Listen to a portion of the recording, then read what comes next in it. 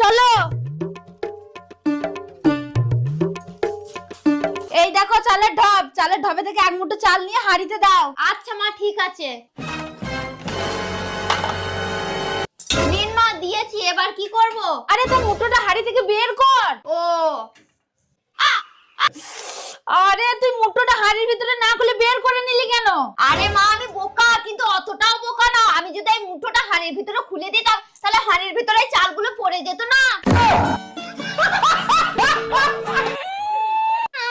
এরপরে বলুন কি করব? আরে এই নে, এই বাটিটা নে, এই বাটিতে এক বাটি চাল বের কর, দিয়ে হাঁড়িতে দে। আচ্ছা মা, দিন দিন। হয়েছে মা? আরে তো বাটিটা বের কর। হ্যাঁ?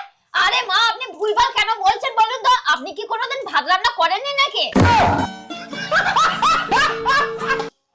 এই তুই বেরো তো বেরো, আমার মাথা খারাপ না, তুই আমি ঠিক ভাত